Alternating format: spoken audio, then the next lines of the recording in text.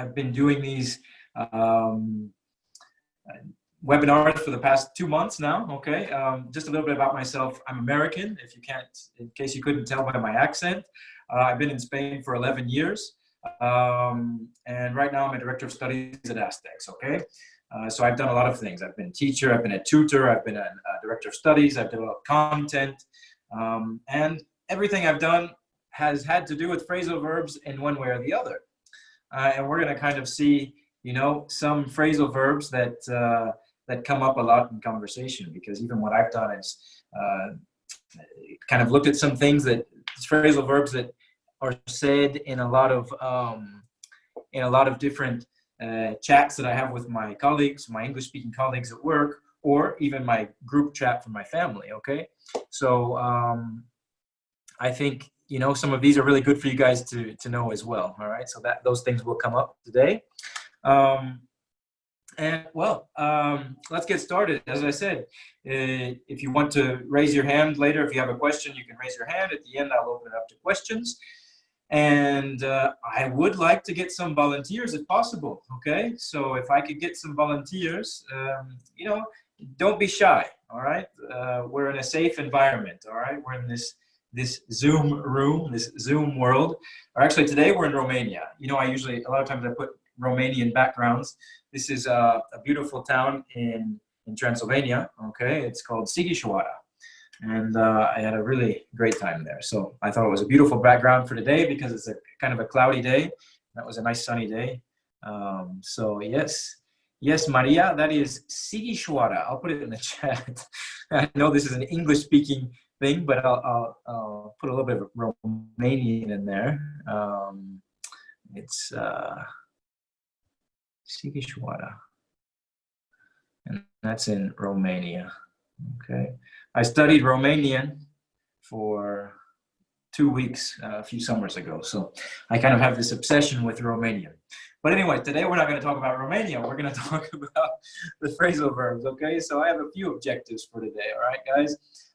As I mentioned, I want you guys to be able to use phrasal verbs correctly. I want you to add some new phrasal verbs to your lexicon to be able to use them more frequently at work.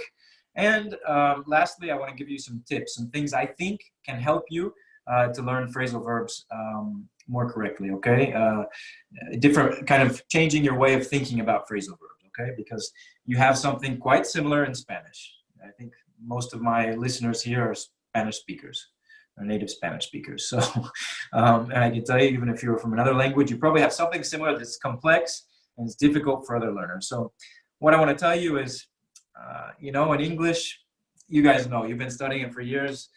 There's some things that aren't easy. You know, some things are a bit difficult, and we have to accept it. As I'm told in my French class, because I study French, my teacher always says, acceptance. That's the one word you need to learn, because you just have to accept things the way they are. Okay.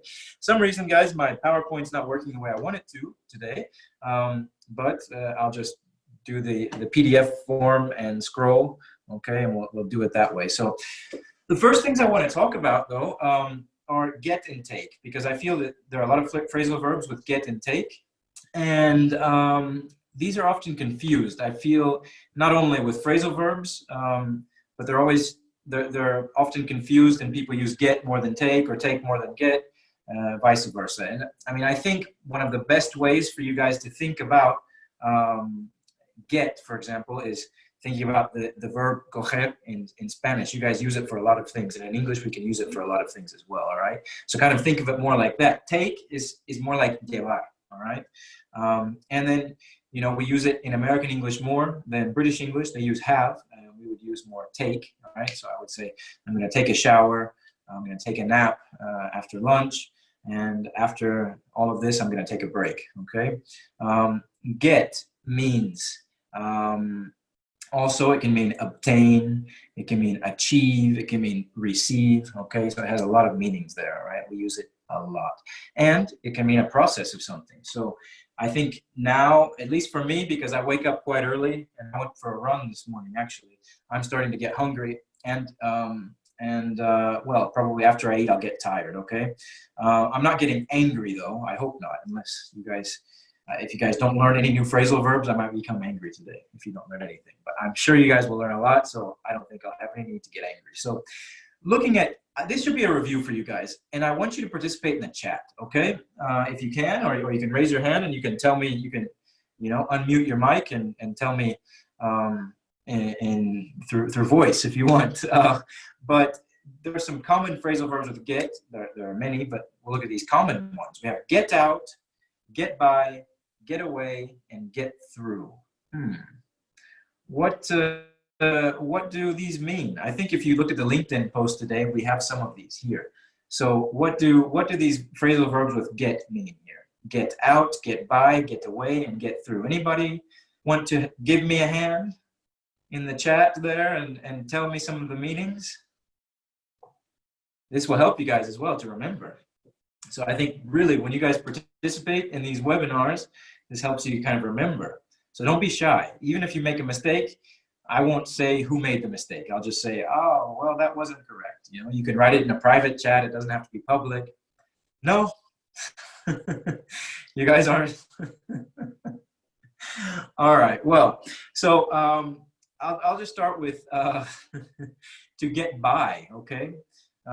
If you get by, you're able to manage the situation, okay? So if you learn a lot of phrasal verbs with get and take and other things, you will be able to get by. You'll be able to manage that situation, okay? So I think get by is something that we use a lot, especially when with language. We can even say, how are you getting by? All right, good. We look at get away, all right? Get away, what can that mean, guys? So, for example, I want to get away this weekend, but I can't because of travel restrictions.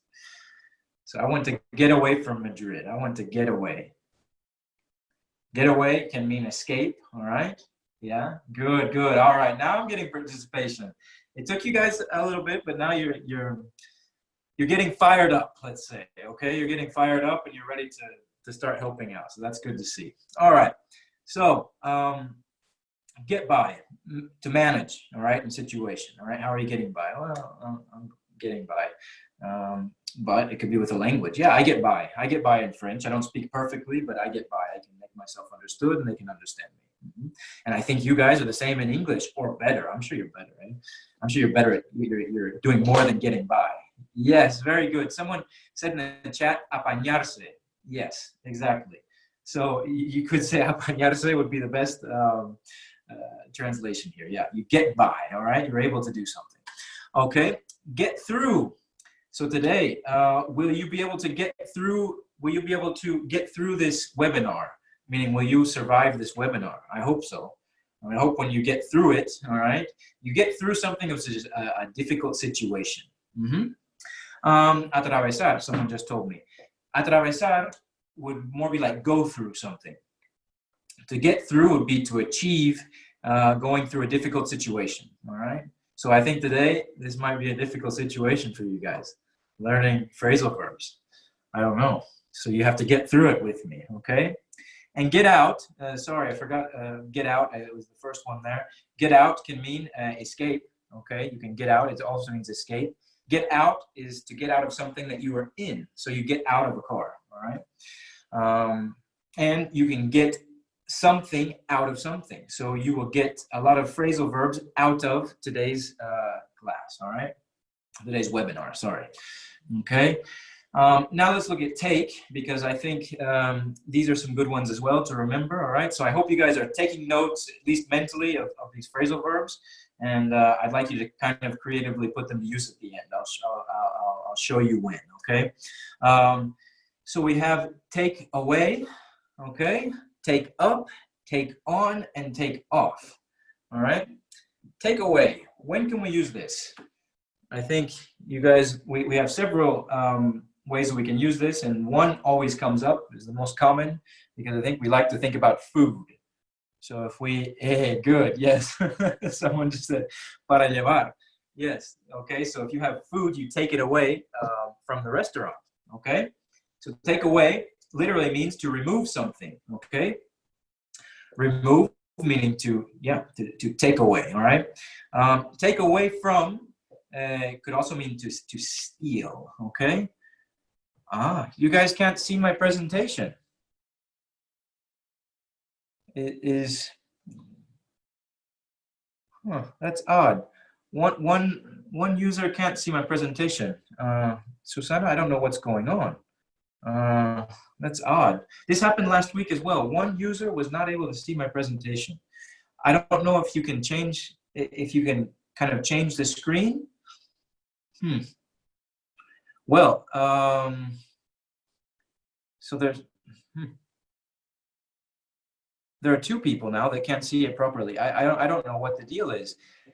In this case, guys, for JVB and for Susana, I don't know what to tell you guys. I'm sorry.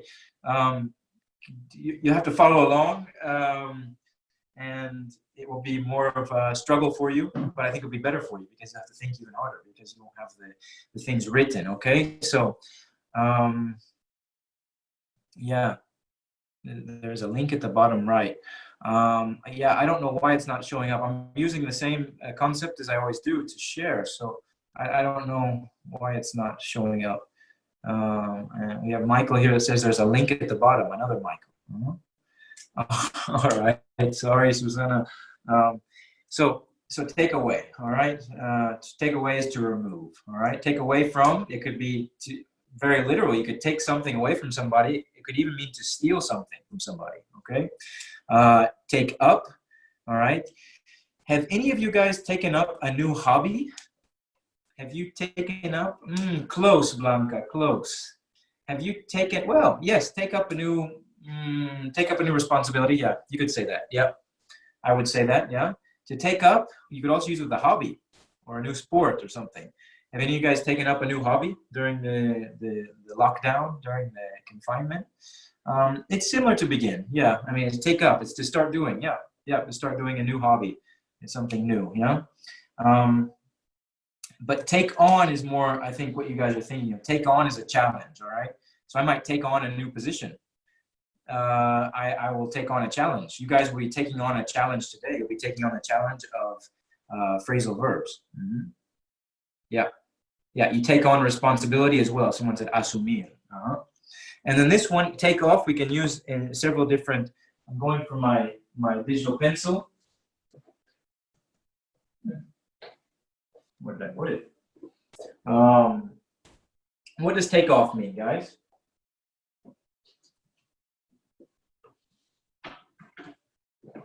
I'm going to see if I can write some of these on the whiteboard. Maybe you guys can see them. Good. All right. So I've got several answers here. All right. When a fly goes away, well, maybe yeah. If you have a flight, yes, you can. The flight takes off. That's the one that always comes to mind. Yeah. Take off, but with a flight always. Okay. Good. But also, yes, it means to take off. So if I'm wearing my glasses, I take them off. All right, and now I'm putting them on. All right, it's the opposite of put on. All right, take off again has another meaning, which means that things are successful. So business has taken off because of the situation. All right, so maybe something interesting. Takeaway business has taken off during confinement because people are able to order takeaway food still. So maybe this business sector, this little niche has taken off, okay? It's become successful, all right?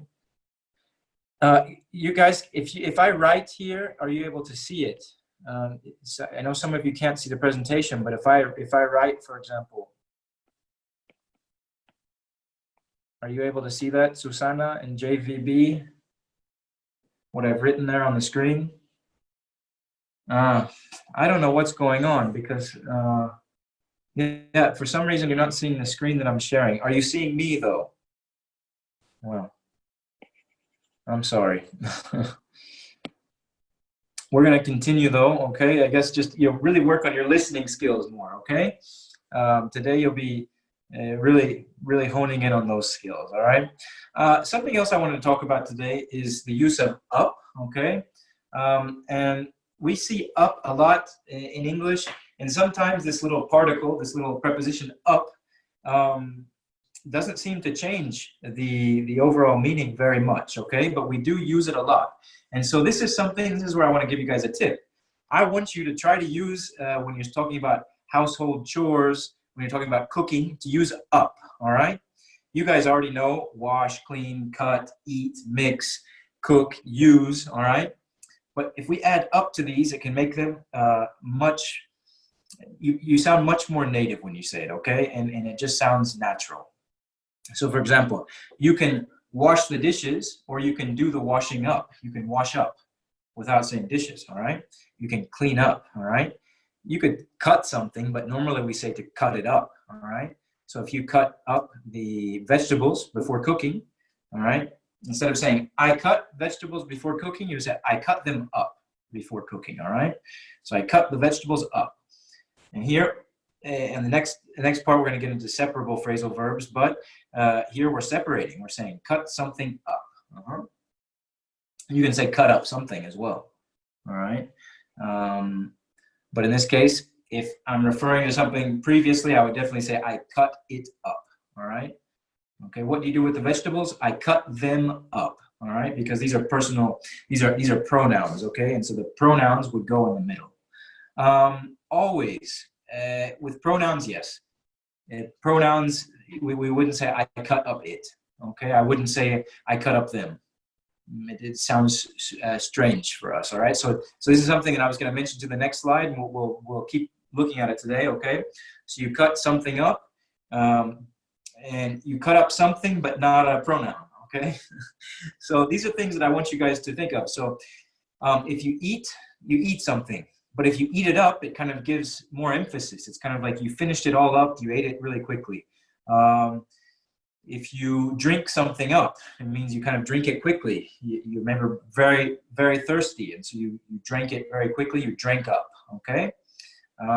We could even say, I cooked up a lot of food with my friends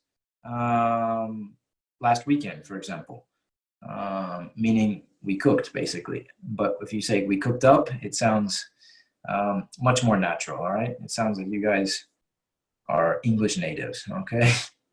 All right. Oh, we can even say, it's cut off there at the bottom, but we can even say to meet up with somebody, all right?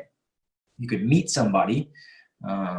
Yeah, meet, usually when we think of meet, we're thinking of meeting someone for the first time. But you meet up, meaning make a plan with that person. Let's meet up on Saturday, for example. All right. Okay, going quickly to separable or, I wrote unseparable. I meant to write inseparable, so that's a mistake on my part. It's supposed to say inseparable, okay? And I wrote unseparable. But anyway, so I made my own mistake in English. All right. Separable phrasal verbs, okay? These are phrasal verbs that use direct objects, all right? So something that is the direct object that is being used, all right? And inseparable, okay? Here, I'll just write a little note that it should be inseparable. All right.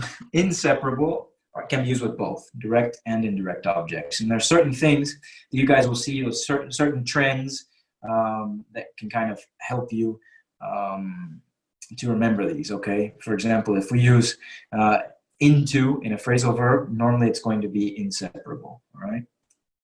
Okay, as I mentioned before, a separable phrasal verb, okay, is going to take the place of the pronoun, so her, him, it, them, is going to be placed in the middle, almost always, okay? It's just as a general rule, put it in the middle, okay? So, I looked it up in the dictionary. I didn't look up it in the dictionary, okay? So if I tell you, look that word up in the dictionary, okay? I could say, look up the word in the dictionary, and you could say, oh, yes, Michael, I looked it up, okay? Another example, to find out. How did you find out about this? Did you find something out, all right? Did you find, we would normally use this with it with it. Did you find it out? Actually, this one is a complicated one now that I think about it. But find out, do you guys know the meaning of find out? When I say, I found out yesterday. Not exactly. No. So find is encontrar, yeah? Find out is more like discover. So someone gives you news. So maybe you didn't hear a piece of news, and you can say, I found that out yesterday, okay? For example, maybe, you know, in Madrid, I don't know how many of you guys live in Madrid, but in Madrid, we're still in phase 0. And I didn't know this. And so I found out yesterday that we were still in phase 0. I'm kind of disconnected from the news a bit. So there's a lot of stuff that I don't find out. Okay. Now you can pick someone up. All right. So for example, if you go to the airport, you pick your friend up. Okay. Meaning you take your car there and you help them with their luggage. You pick them up. You're not literally picking them up. Someone said select. Select is actually pick out. All right. Pick up is to, like you guys said, recoger. All right. And pick.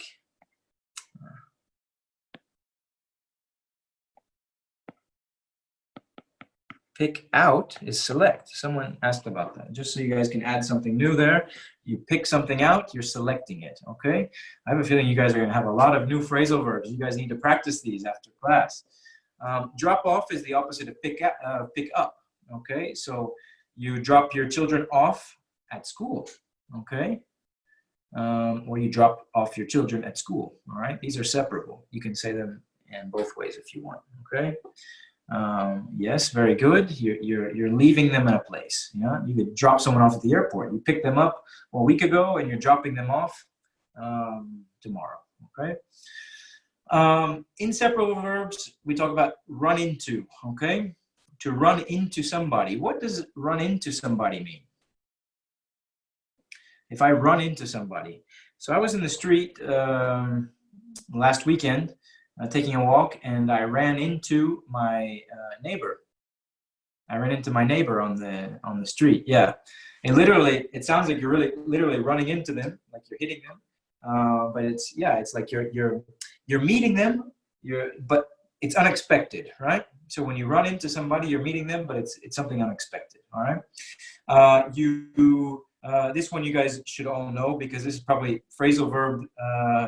Beginning year, this is when you first learn phrasal verbs. You learn look after, okay?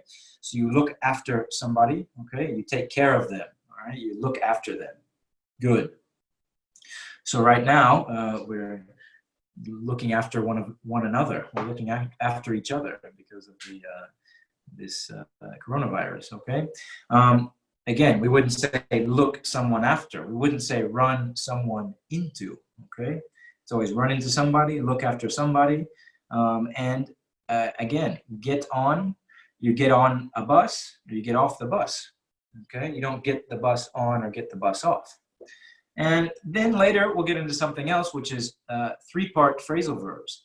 And these verbs can be separable or inseparable. There's some examples of both. But what if I say that I came up with an idea? This is a good one for you guys to use in business, okay? This is a good one for you guys to use when you are in a meeting. Hey, I came up with an idea yesterday. I was doing some research and I came up with this idea that I think we could put into place, you know? So yeah, it's when you have an idea and it comes to your mind, you come up with it, okay? So someone said there, se me ocurrió in Spanish, all right? You guys are using a lot of Spanish today. I am allowing it because I think it will help you guys, yes. To propose. No, I wouldn't say for propose though. No, I would say come up with, for me, it's helpful. I know sometimes translation is not a bad thing. I know you guys have been told throughout your English learning that you started probably learning directly through translation and then you started doing company classes and they said no translation, and I think it's good to have a mix of the two, especially exactly. Anna, yes. Especially with phrasal verbs, I think it's good to have the translation, yeah? So come up with, I would think of, someone said, se me ocurrió esto, okay? All right, good. All right, come up with a plan. I mean, it's kind of to think of that idea, okay? You weren't expecting it to, and it came up. All right, come up can also be arise. We'll see this a bit later. Oh, something came up, and a problem came up, and I couldn't attend the meeting, for example. Okay, and we'll see that in a bit. All right. So I mentioned I would talk about 3-word verbs, and I want to talk about these with you guys. Okay. The first 3 are inseparable, okay? And the last 3 that I have an asterisk behind are separable, okay? So we're going to look at some examples. So what if I have to get out of something? I need to get out of something. I need to take a drink. I'm talking a lot, guys. You aren't talking enough. What does it mean to get out of something? Similar. We have Ana says here salirse. So you're really on the Spanish today. I would say more like escaquearse. I would say more like, oof, you have something to do and you try to come up with a plan, okay? Listen, I said here, come up with a plan. Thank you very much. I've been here for 11 years, so something I guess I have to try. Thank you. You would come up with a plan to get out of going to something you don't want to go to. So a lot of times when we have social obligations, maybe we don't want to go to them. And this is where we would say, sorry, something came up. And you could say, I got out of going to this dinner party that I didn't want to go to. Of course, usually these types of social obligations are things that, probably aren't your best friends. It's maybe something you got invited to by somebody that you don't know very well and you just don't feel like it. Or maybe it's with your in-laws. If you guys are married and you have in-laws, you don't want to be with your in-laws. You say, how am I going to get out of this this Sunday dinner with my mother-in-law? What am I going to do? How am I going to get out of it? All right. Okay. So get out of it, I think, is a really good one for you guys to use. And it's one that a lot of people probably don't use enough. All right. So, and I think we all have ways of getting out of something. Okay. So right now we don't have social plans. So it's a bit different. So we kind of think of those days like, in the past, I used to have to get out of things, but now I don't have to anymore. I'm just home all the time. So, all right. To catch up with somebody, all right? When could I catch up with a friend? What does that mean exactly? Are you guys catching up with your friends during confinement? Are any of you guys catching up with your friends? Yeah, that's good. That's a good way to say it. Yeah, to share the latest news. Yeah, with a person. Yeah, when you talk. Yeah, it's when you're talking with somebody, but it's like one of you guys said it's with your latest, and then we have the Spanish. We have actualizarse, yes, which is a good way to say it. All right, we could. Yes, ponerse al día, all right, with your friends is what I would say here. But we have to think about it in English first, and you guys can have the translation, okay? So you catch up with, it's illegal to catch up with someone during a morning bike ride. So if you run into, all right, remember this verb, if you run into, te encuentras con, if you run into your your friend when you're on your morning bike ride, it's illegal to catch up with them. All right, you have to do it by telephone. All right, and right now we're doing that. We're catching up with a lot of people by telephone. I have friends that I haven't talked to in a long time, or we haven't had a chance to really talk, and we have more time now. So, what famous person do you look up to? Do any of you guys look up to somebody famous, maybe somebody historical? Probably not many politicians, maybe some politicians. There are some really good, respectable politicians that you could look up to. One good example would be the Prime Minister of New Zealand, because she's really done well coping with the coronavirus, coping with the terrorist attacks a few years ago. So I would say I look up to her. Good, very good. It's admire. We would say I admire someone or I look up to them, okay? Again, these are inseparable, all right? You have to put the object at the end, all right? So you look up to somebody, you catch up with somebody, and you get out of something, okay? All right. So we have to follow the rules here, okay? No, I have a better example, actually, relating to talking about getting out of something, to go back to getting out of something. This is kind of, in a way, similar. So imagine with your partner, you don't want to go to your in-laws' house, okay? So you have to talk your partner out of going to this lunch or this dinner at your in-laws' house, so you can get out of going, okay? You have to talk them out of it. You have to convince them, okay? You have to convince them to not do something, all right? So I might convince you to not do something. Remember, talk out of is to convince not to do something, all right? So maybe I'll talk you out of doing too much translation. Like I said, translation is good, but maybe too much translation is bad. So I need to talk you out of translating everything, all right? I need to convince you or persuade you to not do that, okay? So I talk you out of something. This one is separable, you see? That's why I have the asterisk there. Now, if you don't go to the social obligation, if you don't go to your in-laws, someone might be angry with you, okay? Your partner might be angry with you. And this anger, your partner might take out on you, all right? It's similar to blaming somebody for something, all right? This one I'm going to tell you in Spanish because I think it's really easy just to tell you this one in Spanish. And it's going to help you guys since we're already learning some of the translations. This is one I actually did plan to tell you in Spanish. It's pagarlo con alguien. So you say, don't take it out of me. Sorry, don't take it out on me. Don't take something out on me. No lo pagues conmigo. All right, so that's how we would say it. Okay. Descargar. Meaning, like to download. No, I wouldn't. Like download, I wouldn't say that. Or unload, because descargar could be download or unload, but I wouldn't say that. No. You take something out on somebody. Well, I mean, okay, you're talking descargar in a different sense, but it's when you're angry with somebody and you're angry about something and you kind of blame someone else on your anger. All right, this can happen sometimes. Probably now in confinement, even more. All right, okay. I wouldn't even say desahogarse.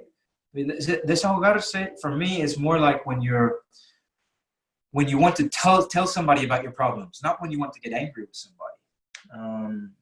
I don't know. Well, that's the way I understand it in Spanish, and that might be in English. I would say to let it all out. All right, for me, desahogarse would be to let it all out. Okay, to let everything out, let everything that you have inside out. All right, let something out. This is something I didn't have prepared for. So this is an extra phrasal verb for you guys. Let something out could be desahogarse. Yeah, that would be perfectly fine. All right, and you could put somebody up to something. All right, it's usually to convince somebody to do something that maybe they shouldn't do. All right, or not. I mean, it's just to convince somebody to do something. So someone put me up to doing webinars once a week, but I quite like them, and I quite like my participants, my students. You guys are great students, so and it's good to see you guys come back.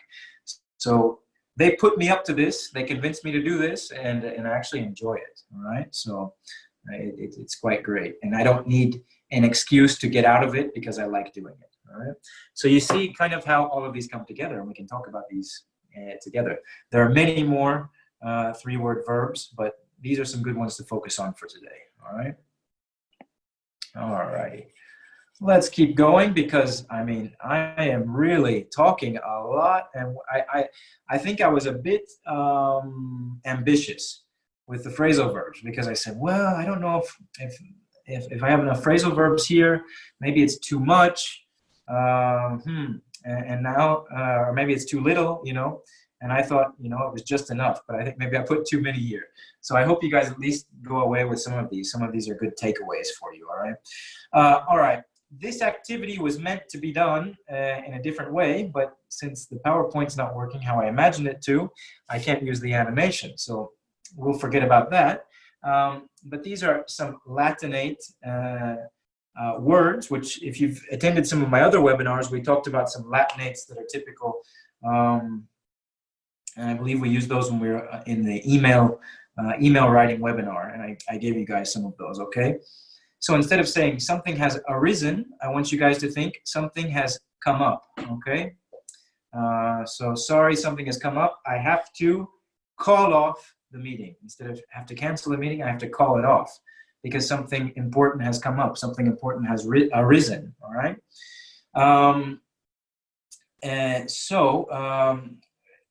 We could make a whole story out of this, actually. I will get back to you later, all right, on when we can have the meeting, okay? I will get back to you. I will reply to you. I'll give you an answer, okay?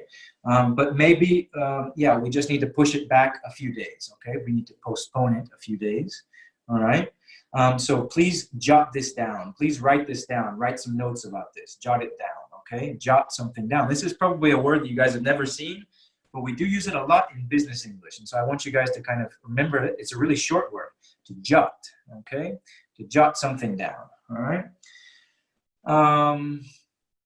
Jot, very new, yes. You probably never heard that before. I mean, it's normal. This is something that I only started teaching students this past year because these are things when I go home, I hear them and I think, you know, or I hear them with my colleagues and I think, this is something I never teach in class. Maybe this is something important to teach because you guys will hear it in meetings, all right? You'll hear, jot some, could you jot this down really quick? Could you take notes of this really quick? Write it down, okay? To catch up, all right? This is similar to catch up with, okay? But catch up could be, I need to catch up with my work, meaning get everything done. But catch up can also mean, imagine my colleagues have all finished their work, but I haven't. I have to catch up. I have to reach their same level. Or if I'm in a race, I have to catch up to somebody. Give up, all right, means to abandon. All right, you guys know this as well, to give something up, to abandon it, and to work out a problem, to solve a problem, okay? We need to work this out. So if there's been a conflict in the office between a colleague or something like that, you guys maybe need to work it out, all right? Work out, the form that is inseparable, okay, is when you go to the gym or when you go for a run, you're working out, you're doing exercise, okay? But that's the inseparable version, all right? Work something out is separable, okay? So when we're talking about solving a problem, we're working out a problem. You can say working the problem out or working out the problem, okay? Good. Let's keep going. All right, these are some just, I mentioned to you guys that I was looking at some chats of mine, and I looked at some of my family chat, okay? I have, we have a family chat group, all right, back in the States, my family there. And so I have 3 nieces, so my siblings are always sending pictures of my nieces, and we're always commenting these things. And so one thing that came up is they're showing off, all right? Someone said, oh, you're showing off, or one of the nieces was showing off. Showing off is like you're bragging about something. You're saying, oh, look at me, look what I can do, look how great I am, okay? You're showing off, okay? I also said, when, obviously I can't go to the States right now, but one of my sisters said, oh, I can't wait to meet up with you guys, all right? I can't wait to meet up with you after, you know, the lockdown kind of finishes, all right? And my mother watched a video of my nieces doing something, and she cracked up. Okay, does anybody know what it means to crack up? This is something that I like to teach as well, because a lot of people don't know this, this phrasal verb. And crack up means to laugh about something, to laugh a lot about something. So you can say something cracks me up, okay? Or I was cracking up, okay? So something makes you laugh, it cracks you up, all right? Or I was laughing, I could say I was cracking up, all right? We also say check out. Check out means to look at something, all right? Check this out, all right? A typical thing in a family chat would be like, check out my new, I don't know, my sister is getting married, so just check out my new shoes for the wedding or something like that. So just look at my new shoes. Or check out this dish that I made, or this cake that I made, okay? Something like that, something, food. Check out, look at. We use this a lot in social media as well. Check something out. So if you're writing a social media post, check out this link, all right? Look at this link. Hang out. You guys are familiar with Google Hangouts. This comes from hang out, which means to meet with friends, all right? Hang out is a concept which is, it's kind of difficult to translate. This thing doesn't really translate, because you hang out with somebody, it's kind of, you meet with somebody, but it's not really like, oh, we need to hang out. But hang out can just be talking, all right? It doesn't mean, it's nothing specific. It's like meeting and just being there, just doing nothing. It can be, okay? Let's hang out this weekend, all right? Instead of saying let's meet up this weekend, let's hang out. Meaning we can do whatever. We can just talk. We can go to a movie. We can go to a restaurant, or whatever. Let's hang out, okay? And turn out, we could say, how did something turn out? All right, what were the final results of something? All right. So I believe I was cooking something last weekend, and I was asking my mother for advice and things like that. And then she asked me a couple of hours later, how did it turn out? You know, what were the results of this? So this is something that's not even colloquial. This is actually something that more of you could use in business. So you could say, how did something turn out? How did that project turn out? What were the final results of it? Was it good? How did something turn out? Okay. All right. I want you guys to practice a little bit, and then we're going to get to the game and open up any questions you guys might have. I want you to tell me what types of phrasal verbs you could use from this picture. And this picture is actually in Spain. This is in Barcelona. And I took this picture from The Guardian. They have really interesting pictures. They have the 20 photographs of the week every week. So it's kind of interesting to see the photographs from around the world. But before we get into the game, I want you guys to be creative and tell me in the chat, if you want, what phrasal verbs you could use here. Okay, what phrasal verbs could you use to explain what is going on? What are these people doing? We just saw a lot of them. So be creative. Come on, what can we use? Who's gonna start? I know some of you can't see the photo, but there is a photo of people beside the beach, on bicycles. A lot of them are talking to each other. Aha, very good, Maria. Perfect. They are running into each other without a mask, right? Friends have run into each other. Maybe they didn't expect to see each other. They've run into each other. Perfect. Yeah. And she said they're not wearing a mask. That's a bad thing as well.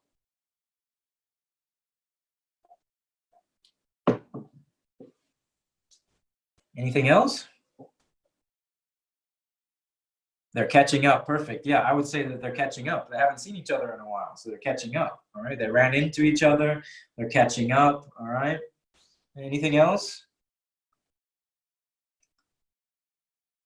No? Maybe this is illegal, but they were meeting up. All right. I mean, they're walking by the sea, but that wouldn't be technically a phrasal verb. They're just walking by something, beside something, but that's perfectly fine. Or well, spreading out, yeah, that's fine. They're hanging out, exactly. They're hanging out. You could say they met up, all right? They're probably not supposed to, but they met up. All right, guys, I wanted you to get creative there, and it's fantastic. You got creative. So that's good. All right, I really hope you guys start to use some of these phrasal verbs, all right?